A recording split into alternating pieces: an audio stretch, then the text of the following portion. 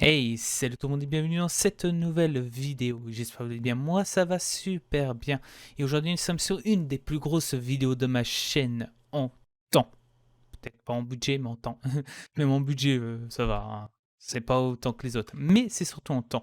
Elle a pris plusieurs mois à la faire. Alors, comme vous avez vu dans le titre de la vidéo, j'ai contacté des marques pour voir s'ils étaient prêts ou pas à soutenir des petits créateurs de contenu, en moins rentrer dans le dialogue avec eux. Et je pense que ça va surprendre leur réponse. Je vais d'abord vous parler pourquoi j'ai fait cette expérience. Parce que c'est vrai, j'ai parti tout de suite dans l'explication. Parce qu'il y a un mythe qui est vrai ou faux, on verra ça à la suite, comme quoi les marques ne sont pas intéressées par les petits créateurs de contenu, que dès qu'ils voient qu'ils ont moins de 10 000, 20 000 abonnés, même plus, certains disent qu'il faut avoir un minimum 50 000 abonnés pour pouvoir que les marques bossent avec toi, et que dès qu'ils voient que tu n'as pas le bon nombre, ils te ghostent. Alors, et vu que j'ai entendu parler de ça, mais en vrai, j'ai jamais eu de preuves directes et de même de vidéos qui expliquaient les démarches, les machins, et qui essayent de voir si c'est vrai ou faux. Alors j'ai essayé l'expérience, j'ai dit bon allez, let's go. Alors j'ai contacté une soixantaine de marques, j'ai tout simplement expliqué qui j'étais, pourquoi je les contacte, tout simplement pour faire une vidéo pour voir s'ils étaient prêts à rentrer dans le dialogue ou pas avec des petits créateurs. Et si on rentre dans le dialogue et ça se passe bien, pourquoi pas aller avoir des petits goodies qui représentent leur marque ou des petits produits qui restent à représenter une marque qui ne sont pas heureux ou même juste s'il n'y a rien, avoir juste un contact avec eux. Alors moi je vous dis, on rentre tout de suite dans le sujet, voir si j'ai eu des réponses ou pas. Je vais devoir expliquer mes démarches, comment j'ai procédé. Parce que je me suis dit, je pense que le plus direct, ce serait un mail au service presse ou influenceur. Mais je me dis, j'ai pas beaucoup d'abonnés. Si je mets la chaîne YouTube, ils vont peut-être pas me répondre. Ma première approche a été les réseaux sociaux avec Twitter, vu que j'ai beaucoup plus d'abonnés que sur YouTube. Alors je suis rentré en DM avec les marques où j'expliquais mon petit projet avec un message, on va dire copier-coller pour tous. En vrai, c'est un peu ce que j'ai fait, je ne suis pas embêté. Et les marques, sur les réseaux sociaux, en vrai, j'ai eu rien. J'ai eu que des réponses de bots. C'était que des bots. J'ai une vingtaine, une vingtaine, 20, 25, ouais, au moins 20, 25 personnes, 20, 25 bots qui m'ont refusé, qui étaient juste refus. Et comment je le sais? Parce que mais c'est pas un humain. C'est tous les mêmes messages. C'est nous avons pas de budget. Désolé, le budget du mois a été. Désolé, le budget de l'année a déjà été mis en place et on peut pas vous intégrer dedans. Ça n'a même pas lu le message, c'est pour ça que je vois bien que c'est des bots. Ensuite, vu que ça n'a pas vraiment marché sur les réseaux sociaux, je me suis dit, bon, je vais envoyer des mails aux marques. Alors j'essaie de récupérer des mails, soit contact presse ou contact pour les influenceurs, parce que je me dis, ça va être l'endroit où, pour ce genre de démarche, va être plus facile. J'ai eu une vingtaine qui m'ont pas répondu en disant que c'était pas possible.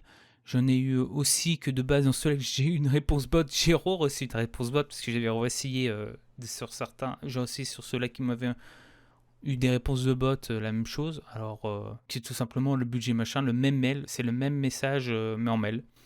Et ensuite, j'ai eu deux personnes qui m'ont refusé tout de suite, qui m'ont dit non, ça m'intéresse pas, ils ont même pas regardé. Et après, je commence à tomber sur des personnes où là, c'est plus différent, qu'ils ont dû voir mon contenu parce que, style des choses qui se passent sur ma chaîne, des choses qui étaient sur ma chaîne, ils me l'ont dit, comme la création de que j'étais pas en facecam, tout ça.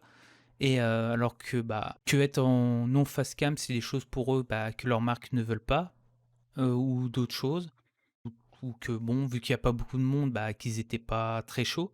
Mais il y a eu du contact, un retour message, de quelques messages. Et j'ai eu des marques vraiment sympathiques où j'ai eu des bons contacts.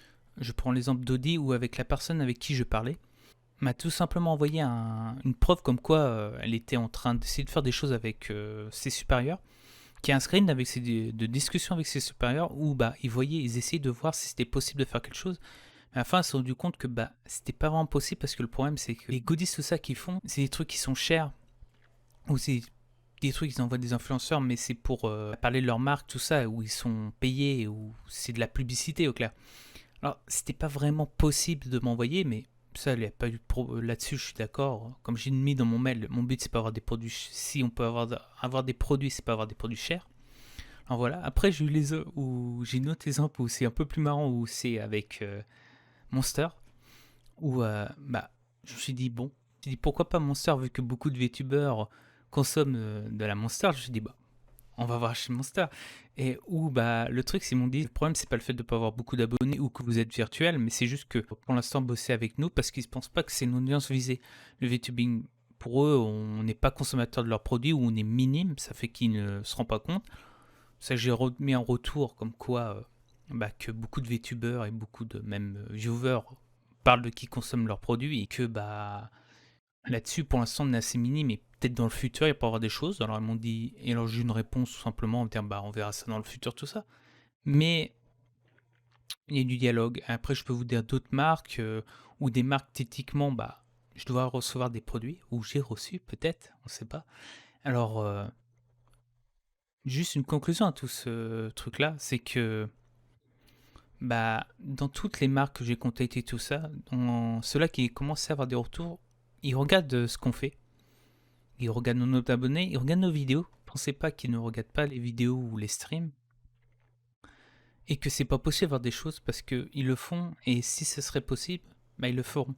Je vais prendre l'exemple d'aujourd'hui HelloFresh, que j'ai vu, que je crois qu'il y a un VTuber qui a fait des trucs avec eux. Moi, ce qu'ils m'ont dit tout simplement, ce qui leur coince aujourd'hui avec s'ils le bossaient avec nous, bah c'est pas le fait de vraiment le nombre d'abonnés, c'est juste qu'ils ont du mal à voir comment intégrer ça avec un VTuber. Ils font un place, bah s'ils disent un place, c'est un post qui peut avoir beaucoup de vues, bah sur une autre chose, sur une démarche plus, bah, genre de démarche moi ou vraiment emmener un produit chez eux, bah ils ont du mal pour l'instant à vouloir accepter parce qu'ils savent pas encore comment vraiment marcher avec nous. Je parle en tant que VTuber, mais après quand on n'est pas VTuber, je pense principe peut-être un lien avec eux, avec leurs produits, peut-être qu'ils feront l'effort.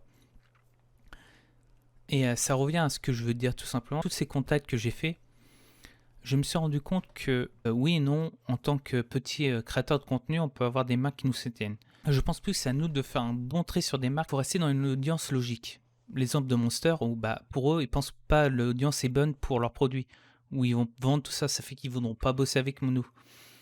Mais on pourrait peut-être bosser, mais si on prouve que c'est bon, on pourra peut-être bosser avec eux.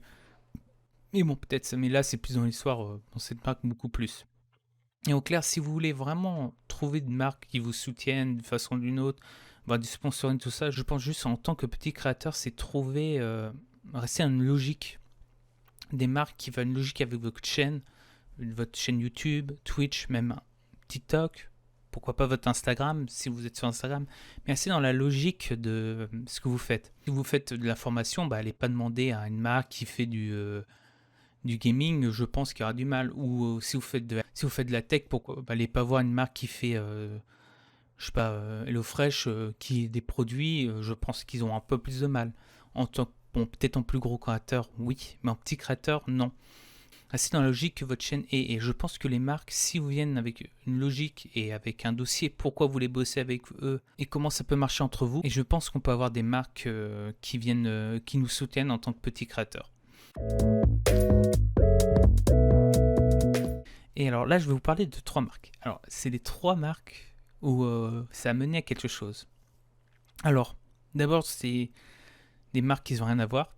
Comme je vous ai dit, c'est un truc que j'ai pas dit au début, mais j'ai contacté des marques qui avaient rien à voir. Autant qu'il y avait un lien dans le VTubing que pas du tout. Et c'est des marques qui n'ont rien à voir avec le VTubing, qui ont accepté de faire ça, accepté de m'envoyer des produits. Alors pour l'instant, il n'y a qu'une seule marque qui j'ai des produits. Là, j'ai déjà vous parler de 2 marques. Et si je reçois les produits avant la vidéo, je mettrai des extraits de ce que c'est. De base, c'est Nippon et Flacom qui m'ont accepté qu'ils ont machin, ils ont apprécié le projet, ils ont apprécié que je contacte eux et ils m'ont dit à la fin on a dit bon je vous envoie des stickers. Les 2 marques m'ont dit ils m'ont envoyé des stickers gratuitement. Mais bon pour l'instant j'ai toujours pas reçu et ils m'ont prévenu que ça va prendre du temps parce qu'ils vont envoyer ça entre deux quand ils envoient des gros machins. Et pour l'instant j'ai toujours pas de, ça fait quelques temps, alors je sais pas si vraiment je vais recevoir quelque chose ou pas. Alors voilà, mais en clair, ça a quand même mené à l'histoire que je dois recevoir des choses. Bon, si je reçois pas tout de suite, je mettrai peut-être sur les réseaux quand je les recevrai. Et on va finir avec Zontes France, qui est la seule marque pour l'instant j'ai reçu des choses. Mais pour l'instant, c'est le seul que j'ai reçu quelque chose. Et ils m'ont envoyé un petit colis de goodies. C'est aussi une des seules marques de base que j'avais contactées par mail au début, car ils n'étaient pas présents sur Twitter, qui est le réseau social que j'avais contacté des marques. Et je leur ai demandé. Le lendemain, ils m'ont dit OK, donnez-moi votre nom, prénom, le projet nous intéresse. Et j'ai répondu le jour même, et le lendemain matin, dans la boîte aux lettres, je reçois un petit colis avec des goodies de chez eux, que pour l'instant je ne sais pas, où vous allez voir tout de suite défiler ce que j'ai reçu de chez eux. Alors un grand merci à vous, parce que c'est vraiment sympathique voir des marques tout de suite être chaud pour des projets, surtout pour quelqu'un qui a un petit créateur de contenu, tout ça, c'est vraiment sympathique. Je suis content de voir des marques qui sont prêts à accepter. Moi, pour être honnête, vu que de base, je voulais m'acheter une 125 et que chez eux, il y avait une 125 qui me plaisait, mais j'étais pas complètement sûr, quand j'aurai les moyens de m'en acheter une, Zontes, la petite scramble de chez vous, je risque d'en acheter une. Hein. Et ça, c'est grâce au petit envoi de colis, hein. Vous avez de la chance. Hein. Vous voyez comment fidéliser un client. Ça, c'est bien. Je suis sûr que c'est pour ça. Ils s'en doutaient. Bon, un grand merci à vous que dès le début, ils ont accepté pour un petit créateur de contenu. Et je sais pas, si vous voulez faire d'autres choses, hein, moi je suis partant. Hein. Moi je suis vraiment partant. Hein. Je suis pas contre. Hein. Ou si vous avez du boulot pour moi, je suis au chômage. Non, j'arrête, je plaisante. Surtout que je sais même pas avec ce que j'ai comme bagage s'il peut me prendre. Ça c'est sûr. Et en plus c'est sûr qu'il pourra pas me prendre. Ils vont dire ouais, un mec qui a un diplôme dans l'agriculture et dans la transformation, d'où on va le faire bosser chez nous. Bon allez, j'ai hâte de plaisanter. Et encore, toujours encore merci. Et ça fait la millième fois que je dis, mais bon, désolé de me répéter. Et voilà, c'était la dernière chose que j'ai à dire là-dessus, qui est un projet vraiment... Bon, conclusion, c'est... On peut avoir des choses, les marques peuvent soutenir des petits créateurs de contenu, mais il faut trouver les bonnes. Et je vous dis bonne chance dans votre projet si vous êtes, après cette vidéo, vous avez le courage de le faire. De toute façon, je vous dis à la prochaine, les aventuriers, pour la prochaine vidéo. Et pensez à vous abonner, à activer la cloche, à mettre un petit commentaire et mettre un like si vous avez aimé la vidéo, hein, surtout. Hein. Et je vous dis à la prochaine. Ciao les aventuriers!